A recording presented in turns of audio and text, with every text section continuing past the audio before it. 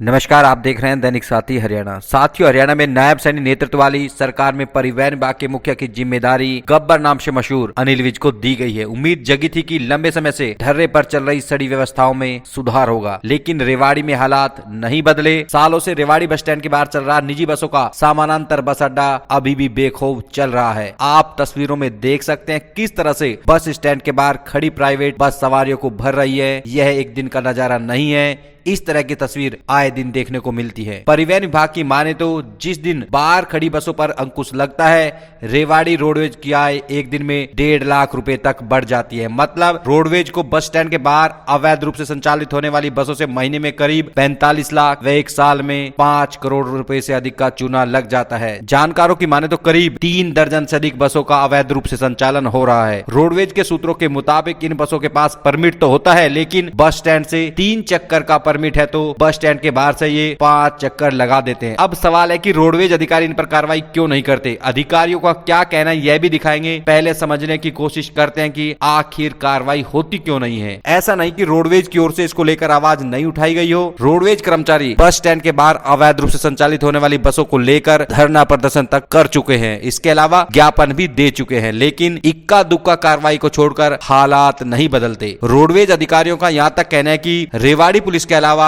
RTA को भी लिख कर दिया गया है। जाम के चलते पुलिस को भी शिकायत दी गई थी, क्योंकि कार्रवाई आरटीए ही कर सकता है, उनको भी लिखा गया है। ऐसे में सवाल है कि आखिर किसके आशीर्वाद से सरकार व रोडवेज को करोड़ों रुपए का चूना लगाया जा रहा है। ऐसे में दूसरा बड़ा सवाल है कि क्या आरटीए अधिकारियों में अनिल विज का भी डर नहीं है या फिर माजरा कुछ और है। इतना ही नहीं, शहर के बीचों बीच बसों पर बैठकर लोग सफर करते देखे जा सकते हैं। पुलिस कर्मियों के सामने से बसें गुजरती हैं, कार्रवाई क्यों नहीं होती, इसका भी जवाब मिलना जरूरी है। अब आपको दिखाते हैं रेवाड़ी रोडवेज बस स्टैंड के बाहर अवैध रूप से संचालित समानांतर बस अड्डे को लेकर रोडवेज जीएम देवदत्त जी ने क्या कहा।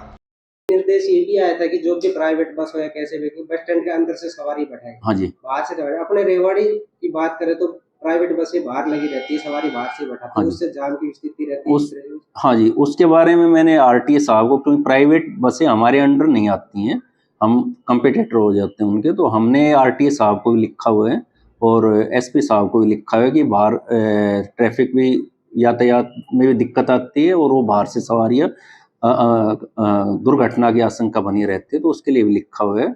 और हमारा उसका जो आय भी कम होती है अगर वो बाहर से अवैध वाहन चलते हैं, और उसके लिए हम जो हमारे दायरे में आते हैं जैसे वैन वगैरह, तो हम उनका चालान भी करते हैं समय समय पर।